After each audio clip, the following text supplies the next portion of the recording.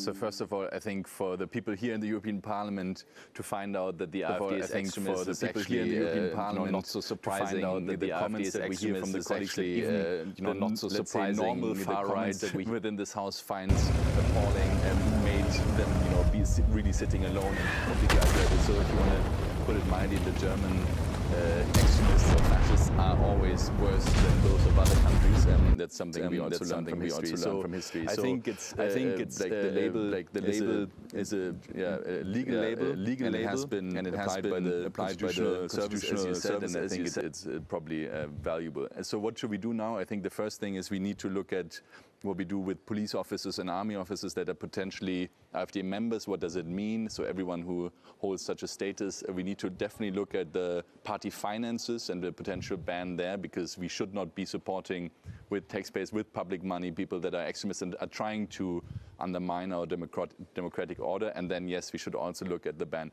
I think what's important to understand is, and this label has lost some of its power, extremist means that they are not willing to work with other parties to build a democratic kind of situation, but that they want to turn our democracy upside down, and as soon as they would have the power would actually do it, and are trying that already. So this is a threat to our democracy, and I think it's important that we deal with it with all the measures that we have. Yeah, and roughly 50% of Germans in latest pollings would support an AfD ban.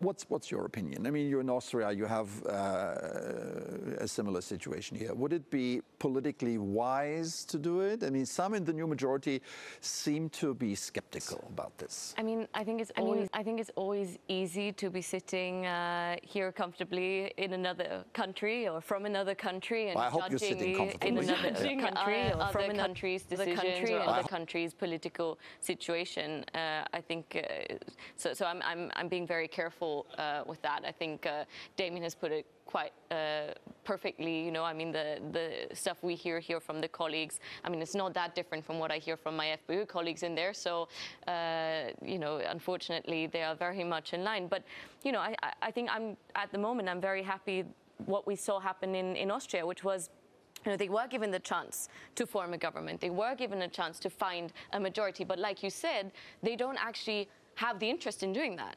So they failed. They could have delivered to their voters, but they didn't want to.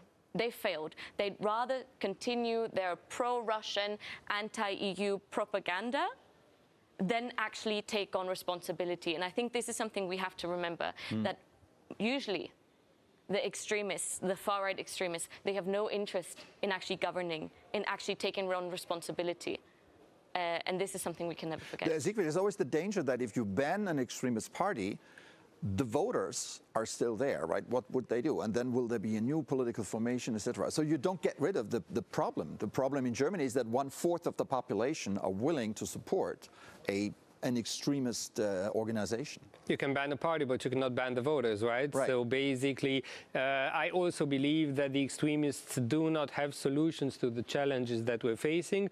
They cannot implement what they promise during the campaigns. What they promise is very often populistic, sounds nice, silver bullet, but doesn't work in practice. Wherever they had a chance to govern and to influence the development of their countries, what was left was a mess. Look at Greece, extreme left, former Prime Minister Alexis Tsipras. Greece was on the verge of leaving the euro area. Look in the United Kingdom, Brexit. Look in other countries as well. So they are dangerous. They have no solutions to the challenges that we're facing. This is why I say pro-Europeans have to work together.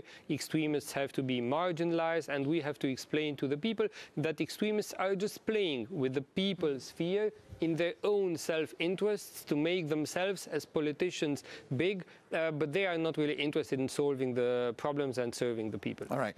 So we talked a lot about politics. Let's bring in policy for a moment.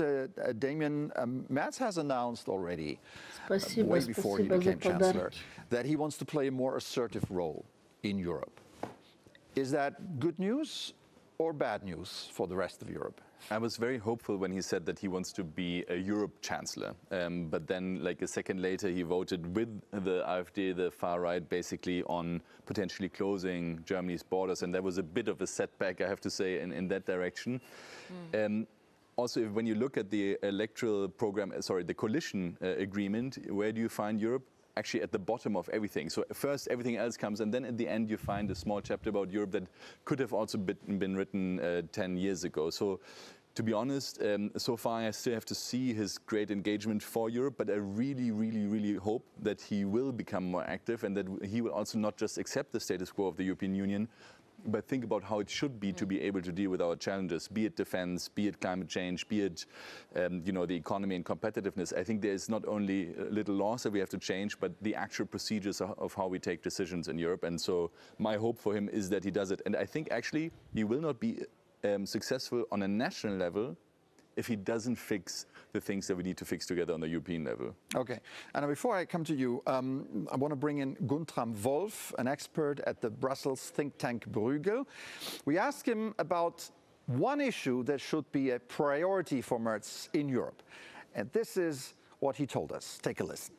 I think three things are central. First, Germany needs to really stand behind the European Union and make clear that it is the European Union that negotiates trade agreements, not Germany, not any individual country. Second, Germany has to push Europe to agree on more trade agreements and to sign more trade agreements with third countries, Mercosur, the Asian economies, other growing economies. And last but not least, Germany should support through the European Union again the multilateral trading system.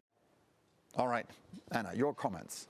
I can only agree with what's been said, and this is I think why are we even discussing this? Why am I as an Austrian or you as a Romanian talking about this passionately as well? Because obviously what happens in Germany matters for all of Europe, and whether we have a German leader who rises up to the challenge and who stands there together with someone like Macron, who has risen to the challenge in the last few months, who has become a strong European leader, and having two of them really standing there and supporting us as the European Union, particularly when it comes to the question of trade. I think this is the matter of these days, and I think we can only hope that Merz can rise to the occasion. Yeah. Siegfried, we've heard a lot about Macron and Merz being big buddies, right? I don't know whether this is true, but apparently compared to the former couple, there's much more to see here. Wolf mentioned Mercosur. Now, Germany wants it ratified, France not so much. How is Merz going to convince Macron that France is not only a country made up of farmers, but also a Wix, une plateforme pour n'importe quel site. Une création sans limite. His economy from the rest of the world, let him do it. We think it's a bad thing for the US. We think it would lead to more inflation, more poverty, less jobs for the people in the US, less opportunities, less growth for American companies. But that's not so much our cup of tea. What we're interested in is supporting European companies, and we know that trade is good. We know that isolation leads to poverty, and trade leads to growth, leads to job creation. It led to the development that we saw in the past decades. This is why, as many other countries and regions of the world want to trade with us, we should do this. We need to conclude more trade agreements with other regions of the world and export more to those countries that are interested in our imports. That also leads to job creation here in Europe. Now on Mercosur, on the trade agreement with Latin America, there are some sectors of our economy that are still concerned. Primarily agriculture. Many parts of the economy would benefit a lot from that trade agreement. Some parts are still concerned. The right conclusion is not to stop the whole thing. The right conclusion is to support those who would be negatively impacted. So Friedrich Merz will have to find, together with us here in the European Parliament, together with the European Commission, tools to take away the fears of the farmers so that politicians in all member states can say, look, with this specific support for 95% українців використовують ШІ лише для запитань, а не для заробітку. Дарую 50 безкоштовних місць тим, хто хоче приєднатися до тих, хто вже використовує AI. Mercosur agreement has been signed.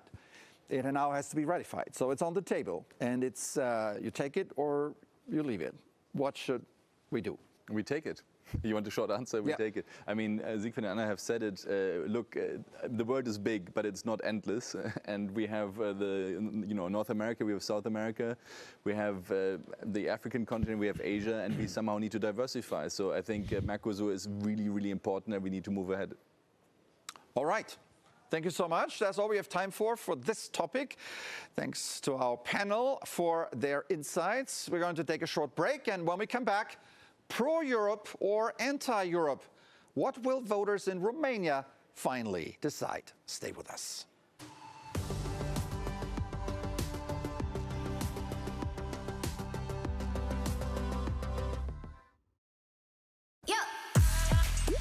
Decision-making is crucial in businesses. The cloud spending will surpass the $1 trillion mark in Europe. You have to love the problem. Making equity great again. I don't believe in digitalizing for the sake of digitalization. AI is a new power, a new capability. We speak to some of the brightest minds in industry to address the key topics on the business agenda.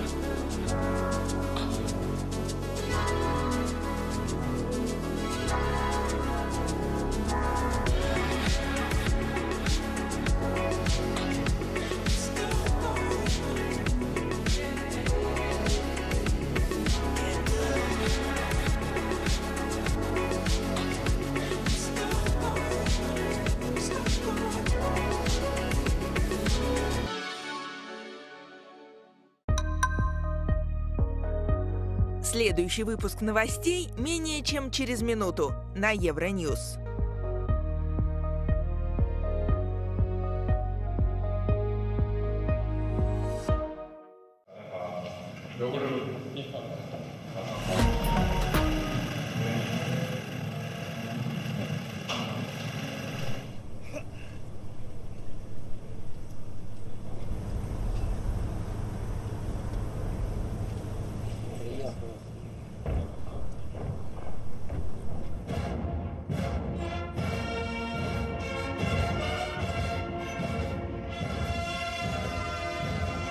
Сегодня государственный флаг Российской Федерации.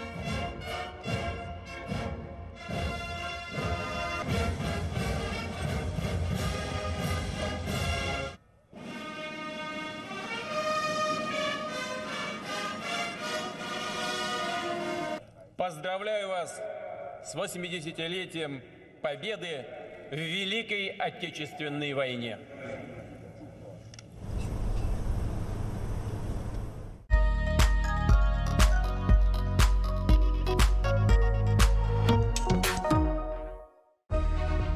В МИД Дании вызвали посла США из-за сообщения о том, что Вашингтон активизировал сбор разведданных в Гренландии. В Украине отмечают День Европы вместе со странами Евросоюза и чтят память павших во Второй мировой войне.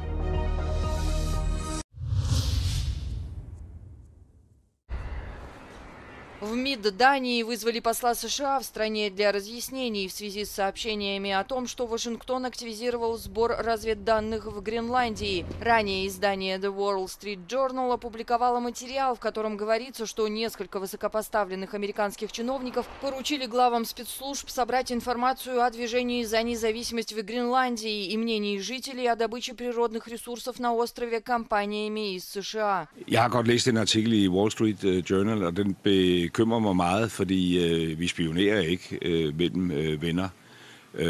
Og jeg kan jo ikke vide, om det sker, fordi det står i en avis. Men det virker jo ikke særlig stærkt gendrevet af dem, der udtaler sig. Og det bekymrer mig Премьер Дании Метте Фредериксон повторила опасения министра иностранных дел, сказав, что, цитата, «нельзя шпионить против союзника». Заявление администрации Трампа о природных ресурсах острова она назвала проявлением неуважения, добавив, что он ни при каких обстоятельствах не будет выставлен на продажу. День Европы отмечают в Украине вместе со странами ЕС. Праздник, который по решению президента Зеленского заменил День Победы над нацизмом в знак разрыва с советским прошлым. Окончание Второй мировой Украина отметила, как и западные союзники, 8 мая. Но и в пятницу к вечному огню украинцы несут цветы, чтут память павших в войне с фашизмом и той, что идет 4-й год, с Россией. Для многих 9 мая – повод вспомнить и о тех, кто сегодня на фронте. У мене зараз син на фронті з першого дня. І він до цього свята теж вшановує його і каже, да, ми тоді наші батьки захистили державу, тепер ми захищаємо. Полномасштабное вторжение России в Украину – самый смертоносный и масштабный конфликт, который Европа видела со времен Второй мировой войны.